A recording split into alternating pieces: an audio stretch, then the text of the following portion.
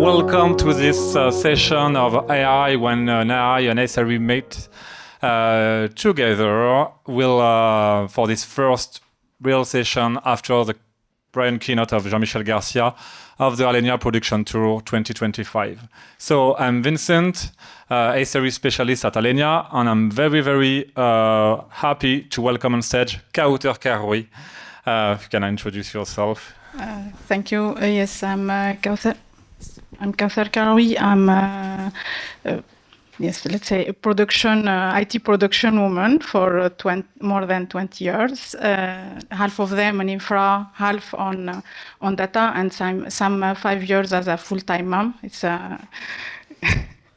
and I'm interested by the AI to deserve the production to get a stable and resilient production. So yes, and I'm working in BNP CIB for this subject. Yes. That's why Jean-Michel knows her.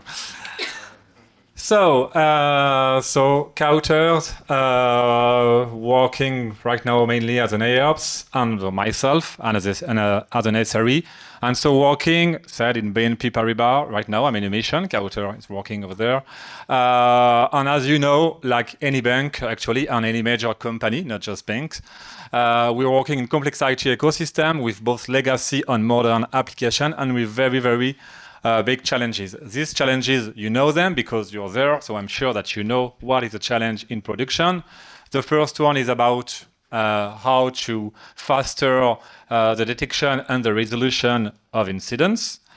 The second one is how do you reduce toil for engineers. So toil is all the manual actions you perform on a day-to-day, how you reduce and you automate that. The third one is you need 24/7 resilience and reliability at scale. All big group companies are, of course, at scale. BNP Paribas, with what Jean-Michel explained, is very at scale because you are at the same time an automotive leasing company, you have insurance, you have personal finance, you have CIB, you have retail, and retail Italy, retail France. So it's very at scale. I think it's almost 50,000 people in IT, if I'm not wrong, globally, not just production. And so resiliency, reliability at scale is very important.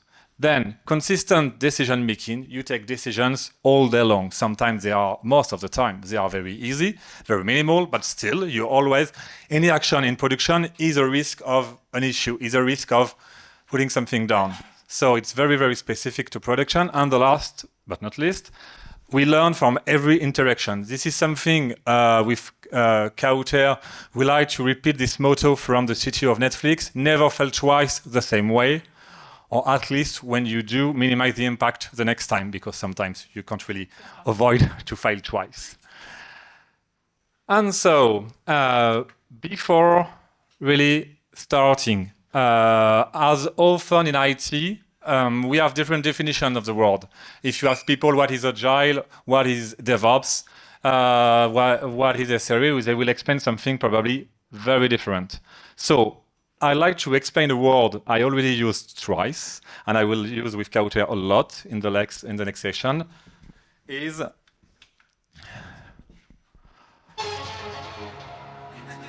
what is an AIOps?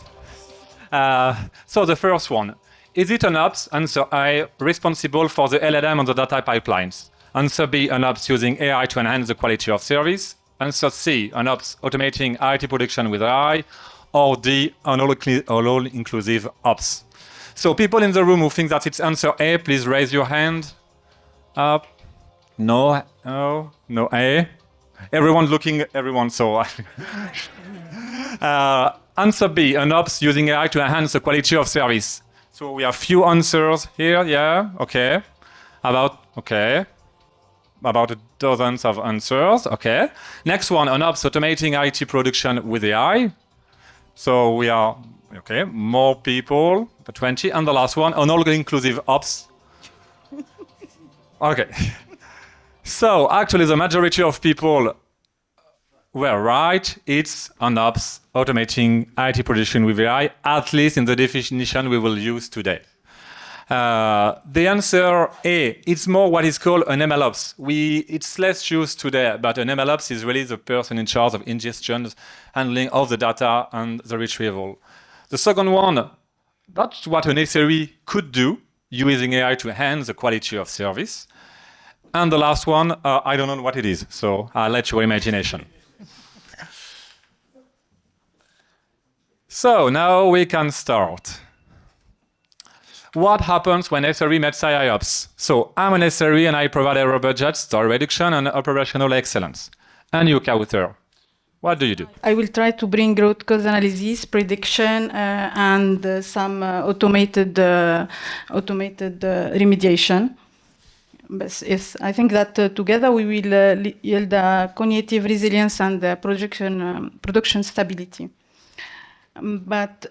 So what is the real promise of AIOps is to get a new digital workforce, tireless, available 24/7, with high quality, highly scalable, infinitely scalable. Even. So this was for the introduction.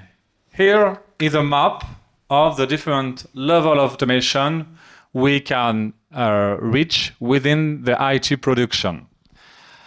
It's not maturity level for a whole department. It's more how far you can automate your use cases. So first one, you know it very well. I'm sure you made that kind of use case in the past. The manual actions. When you are at that level, for that kind of automation, you usually have system engineers, so DBA, Windows, Linux administrators, who are operating the infrastructures and the application, but using command lines, using interfaces, admin tools, this kind of stuff. This is highly manuals and usually done by profiles coming from the infrastructure teams directly. Then, at level 2, you have a script automation. So here you go from the infrastructure engineers, system engineers, to production engineers. You realize scripts, so PowerShell, Bash. You schedule tasks with on a regular basis, or you operate them. You start the script manually, and this is something we still meet a lot today. Then you have rule-based. This is where the SRE comes in. At that level, the idea is really to be in charge for the SRE of incident and automation, but you use platforms, infra as code platforms. You use Ansible, you use Terraform, you use these kind of tools based on rules and able that prevent any manual operation. At that stage, you don't use command lines anymore. You don't use manual interaction. Everything is versionized, everything is tested, everything is deployed. This is where SRE is.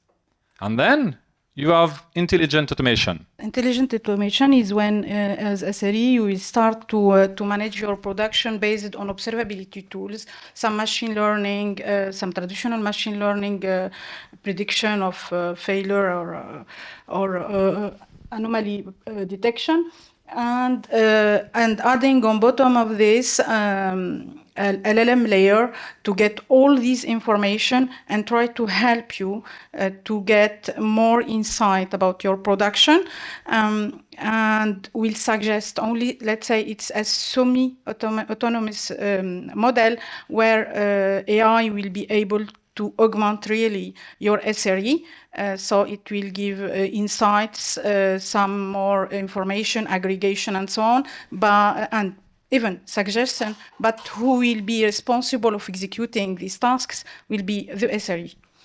And it's like Tesla in automotive industry. And after that, you will have the autonomous production when we have a fully automated production, managed only by agent, but it is exactly like, let's say, like fully autonomous cars, it's not. We are not sufficiently mature to get it. We need data to get it. We need, as explained by Jean-Michel, good CMDB. The first point, and many other points that we will deep dive after. And yes, so I don't know in which stage you think that your production is currently. Do you think you're level 1? Where are you working right now? If your manager is in the room, you can't raise your hand. Don't worry. So level 1, nothing said level 1. Level 2? Yes. Okay, from level 2. Level 3? Level 4? Okay. Level 5? Oh, I'm sorry to tell you are a lot at level 0 because lots of hands was not in the air. So I think it could be complicated. But most of people were between 2 and 3, with some people at level 4. Yes. So it is where we observe usually department and use case to be there. It's between 2 and 3, and with piece of 1 at some places. Thank you. Okay. So here I will talk and then let the floor mainly to Kauser. But this is the SRE part and the AI use cases for intelligent automation. You're there because you want to learn about what could be the use case on how to do AIOps and what means AIOps for your company or your department, your team. This is the most common use case we can meet within the production. I will move here. It will be easier for me. Up. So we have, before starting, just to put things into perspective, we have production asset, and I will read them because you don't have screen over there. So production asset. When we are talking about production, we are talking, of course, about application production because it's the APT, but not only. It's digital working because everyone's using a laptop and needs an efficient laptop with an OS, with Office, with all an efficient workplace. Either you are business, IT, or anyone. So it's digital working, it's IT and business services, this is software, which can be in-house, vendors, SaaS, and it's, of course, infrastructures, hardware, cloud, middleware. This is where production operates. So when we talk about use cases, it could be relevant for any of this kind of production asset, not just application, not just infrastructure. And here, this is the most common activities we have when we do production. IT asset management. We said it was very simple, so I don't know if we need to talk about it. Service level management.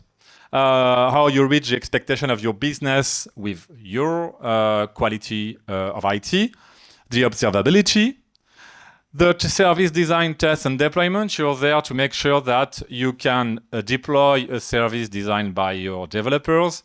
You handle problem management, you handle, of course, environment, platforming, request, access, continuity management with disaster recovery, and silent crisis and change management. This is the main actions you do when you are doing production. And again, all of that, basically, you can do it on almost all these assets. So today we would like to focus on some AI use case, and then we will explain, Kauta will explain how we can put them into rhythm for your company. The first one, where we saw some POC actually, is a user chatbot with screen analysis.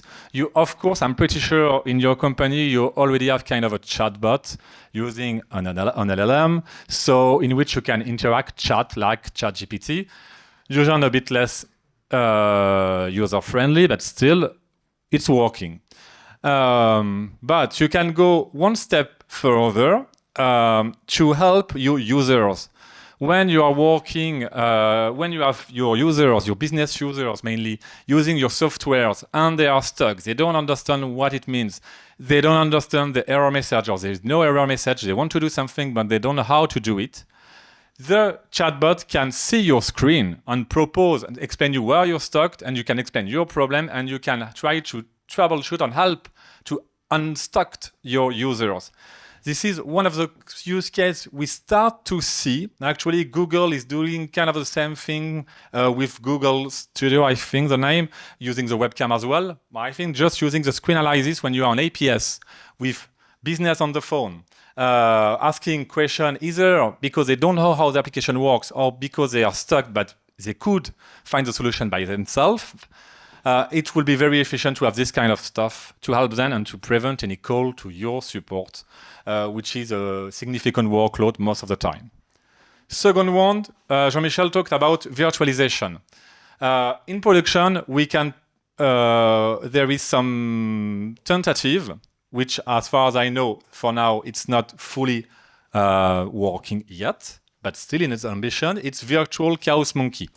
So for people who don't know and are wondering why I'm talking about Monkey, it's because a technology that Netflix developed, where basically you have a monkey typing on keyboard, wrapping cables, wires, shutting down data centers, shutting down servers randomly in production. At Netflix, c'est what they do. But Netflix, I think it's not a good idea to do it in banks. I think it's not a good idea to do it at all in production. But it's a discussion.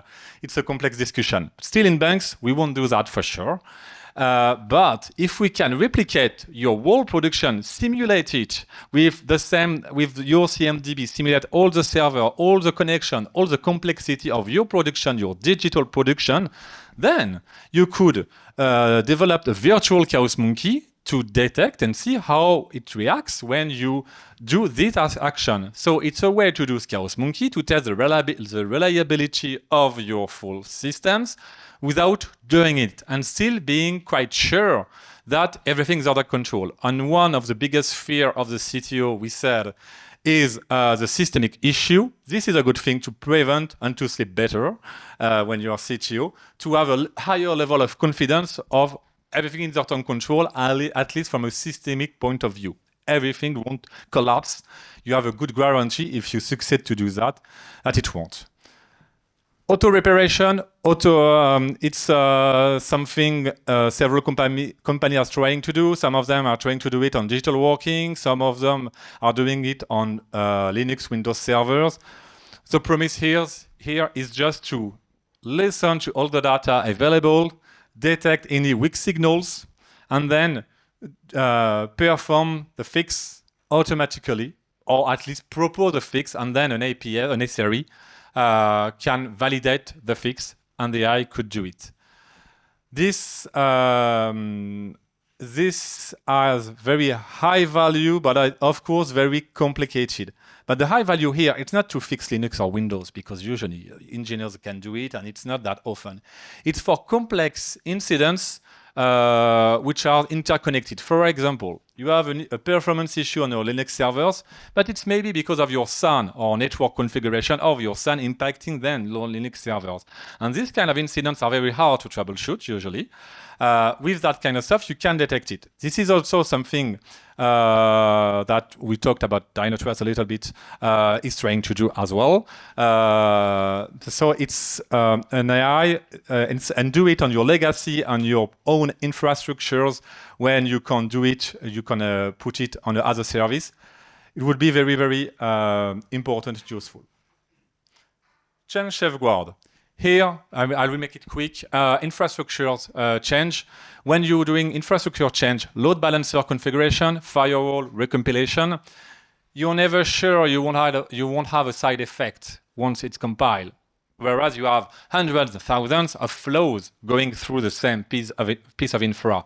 So, alright, to detect that if my compilation of firewall or my change into my load balancer had a side effect, the AI is a good way to detect that. Again, usually it works, it doesn't work anymore, you don't need AI. But to detect side effects, a flow that doesn't work, or you broke reliability connection and you don't realize it because it's just passive, the AI could help you to detect that. And then I will go much faster on the last one. Smart health report, enhance the knowledge of your SRE with relevant data. understand what's happening on your production, on complex distributed, highly distributed services, where it's very hard to understand the state of your cluster. That could help. CM for cybersecurity, analysis of CVE, making sure that your army of people checking the vulnerabilities is applying the right procedures at scale everywhere. It's a way to do it as a safeguard. We said incident change, they are correlated. We know they are very correlated. So a correlator between incident and change, where you have an issue, or to maybe in the future to detect a potential incident, but for now in the present, to detect what change was responsible for an incident. It's a very, very useful tool for the SRE. We all know as an SRE, I have an incident, I need to check the past change. I think that almost no SRE really does it because it takes time to go to ServiceNow. You don't have filters, you don't have dashboards. You think that you need to restore the service, you don't have time to check that. So most of the time, you don't really check the past change when you're on an incident. With that, we have a tool live telling you that this was a change related potentially to yours. It can very help in few seconds to say and to troubleshoot faster. And the last one, IT asset management, anomaly and lifecycle. IT asset management, you have lots of things you can do with IT asset management and NI. One of the things you can do is detect all the hardware which is out of control. I mean, server that not known by the IT asset management, or asset known by the item system but actually not deployed. I mean, the discrepancy, the gap you have between the theoretical of your item and the physical world, the AI can analyze that all the time. And it's it's in particular efficient for small piece of asset that you don't really, it's very hard to make sure they are there. Network, I mean, from a network perspective, it can very, very help a lot. So it was a very fast overview of what kind of AI use case we are talking about when we are talking about production. But actually, now, Kauter, how does it work? Yes, here we have an example of tools that we are trying, let's say, to build, and we are in the first versions. That you have your legacy application. And this is a pain point for all big organization. Your legacy application that today, when you have an error, you need to call the dev because you don't know why it is why we have this behavior. And what we need is to ingest all documentation and all error specification in a system that will help us to get information, even if we are not developer, even if we are new in the company, to get this information in a system. The usage and this system is called RAG, Retrieval Augmented Generation. So the retrieval is for vector retrieval. Means that you take your information in a natural language processing, and we vectorize them in such way when you ask the question by your words, it will be able to calculate the most the closest vector to your information. So you have a vector database. In this same RAG, you will need your vendor documentation as well for all your tools, if it is not, and your ITSM, your CMDB, as well as your ServiceNow changes and all the changes, incident and requests to learn from. So this is from the learning part. This may be used directly by your newcomer SRE that will ask just the RAG with his words about this error or this problem, and it will get response. He can get response, and will be also used via agentic solution that will learn and retrieve and get information from this RAG about all problems that we can have. And for these agentic solutions, you will need this documentation, let's say your KB or your vendor, your ITSM, and or all your documentation, but also your logs, access to your logs, your metrics, and your CMDB. And based on all these aggregation and an LLM that can help to call the right tool. In the beginning, it's named tools. Now we are talking about MCP, but at the end is the same. It's a standardization for tools calls. So for model context protocol, and the LLM will help your agentic solution to decide which tool it will need to call. For example, you get an error on your logs of application that you are struggling to connect to a host with port I don't know, but it will also correlate with your logs of the server to see that your network card was off, or you have a problem on the other server, not on these ones, and so on.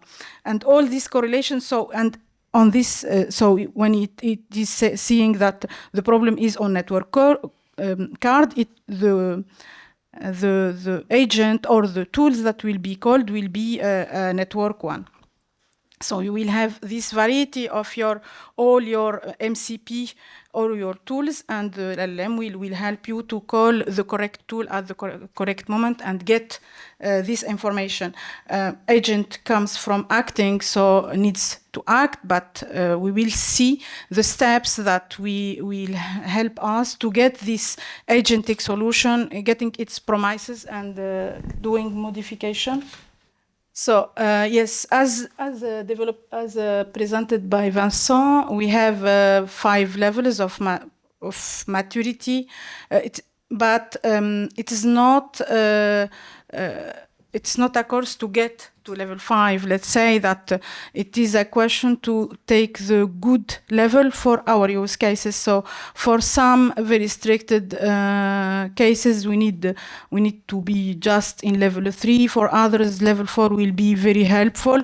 And for some limited use cases, it may be level 5 will be good as well.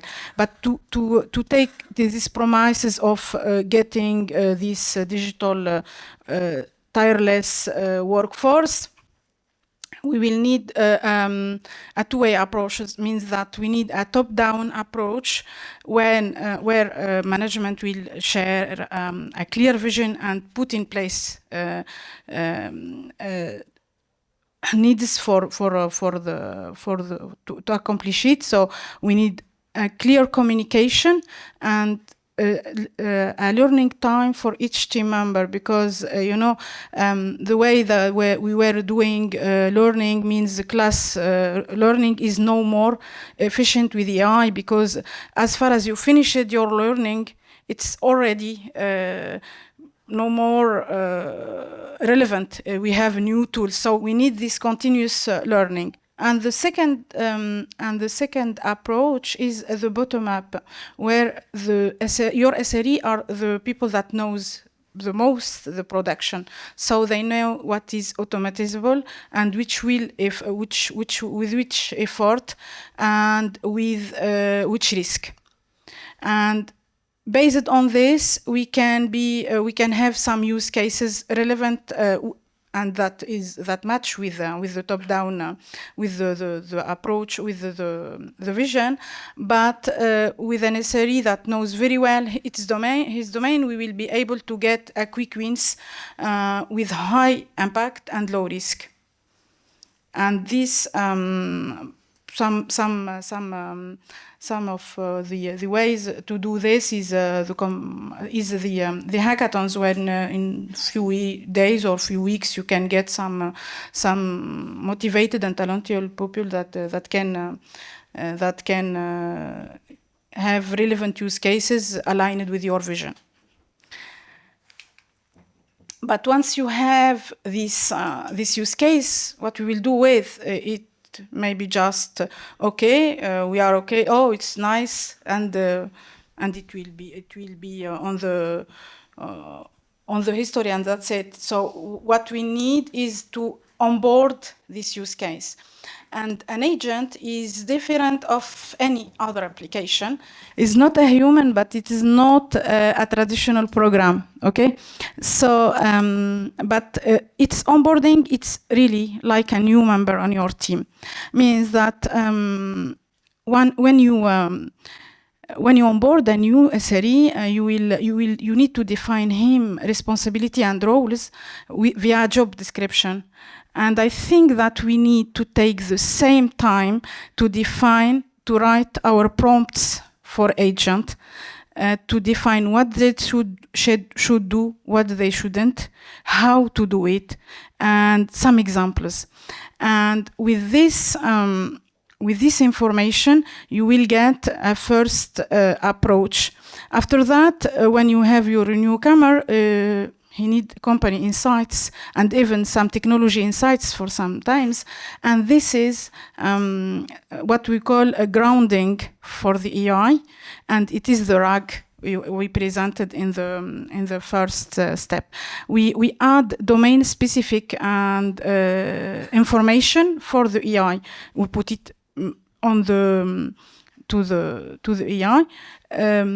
The third point, and that you have when you have your new SRE, you will never give it all access on all your assets from the day zero. You will need to do permission gradually. Once you have trust, you add more permission, and so on. And exactly for a new agent, you will need to do the same thing. You first of all is just for observation, just for correlation, and second step will be suggest. Once suggest is okay and you validated many times, you can take it, you can let him do the action, but small action with limited context, and so on. And gradually it will learn, and you will be able to give him more responsibility. And what will help us to build the trust, it is monitoring and performance. Like probation period for a new SRE, it will be sandbox for an AI, and for continuous improvement, you will ask for continuous learning and evaluation and loop back for agent, exactly for this. But exactly like a teenager, you will not give him trust. Okay, you are doing all well, so you will get your freedom. It will be. We need to earn trust, and to earn trust, there are three points. The first one is guardrails and clear boundaries. Means that you put the limits of what to do exactly, and the more precise you are in a prompt, the best results you will get. The second is sometimes you need even to put circuit breakers, because even you have done all the evaluation, and an agent may do things that were never asked for and may be harmful. So you need to put some circuit breakers to protect your system. And for this and traceability, if you have observability and explainability of what is doing, how it is decided, and where exactly, analyzing all this trail will help you to enhance your agent, and will help your agent to understand where it wasn't okay and how it may be better. So yes, now that we have, let me say, we have agents that are not application and the human, we need that we will have really a hybrid teams. And I think that we are at the last generation when we have teams, only human teams. We will, in the future, it will be really hybrid teams that will ask also for a bilingual leadership. Means that no one of us wants to be considered as a machine with a strict vocabulary, but machines also and agents don't care about purpose, about emotional context and so on. So we need this bilingual leadership, and we need that leaders build the trust between SRE and agent. Means that you need that your SRE don't feel that it will be replaced by the AI. You need to, and you need that AI that he will be able to use it to augment what he's doing.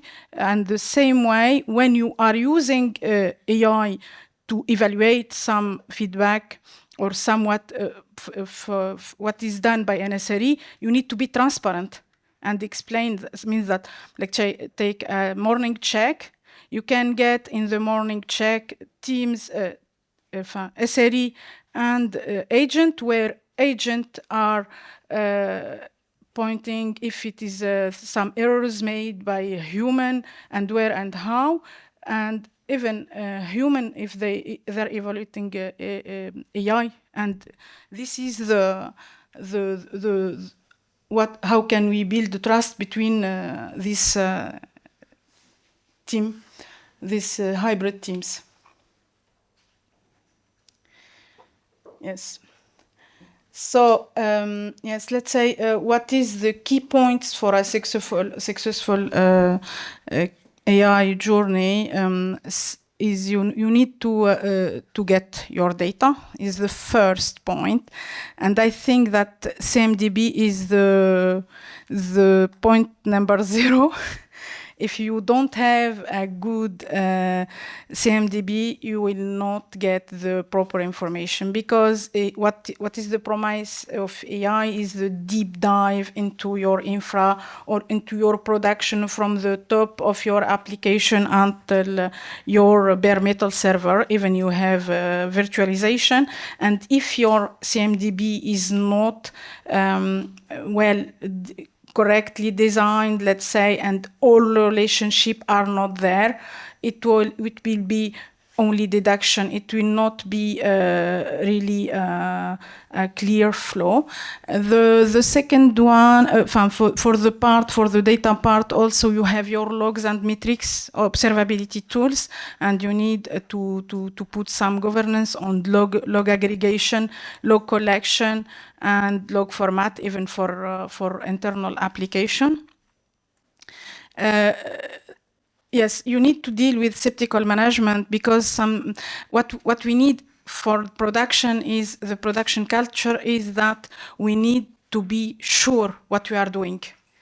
And with AI, we need to accept that AI is an LLM is a stochastical model. So we need to put all boundaries and so on to get the most, the better result that we want. But we need also to enhance people, to give them the possibility to test. And we are, many times, we say, we are production, we are not R&D, but we need R&D for production. And this is, I think, a cultural shift for production is we need that management is not very skeptic. We test, we can fail, and no problem. But if we don't test, we will never discover. Just this. And yes, and for testing, you need a platform. So you need an access to an LLM, a RAG tool, and all these points. So you need also to start from the beginning, just a workflow, a designed workflow.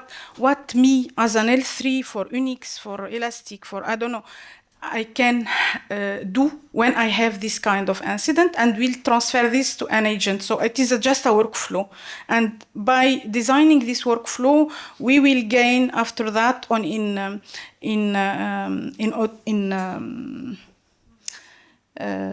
we will gain in decision from the agent side. And you need also to prepare intelligent delegation, but because micromanagement is not efficient with people and not efficient with agent too.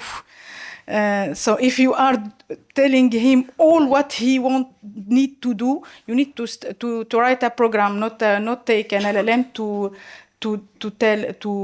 validate all points. Otherwise, it's just a deterministic program. It's no more an AI. And yes, but there is a point that on competency level, that we need to have people that are change ready, that accept, because it is a transformation, and this transformation, I think that will never be possible without SRE, without people who are doing. Okay, they need a clear communication about their roles, the evaluation of their roles, their future roles, and they need to be also AI ready. That means that they knows management as SRE, they knows AI capabilities and limitation, to be able to use it and to be, let's say, human ready, because we need initiative, creativity, and yes, and emotional connection, even yes, for this parts. Thank you very much. Thank you, Kauter.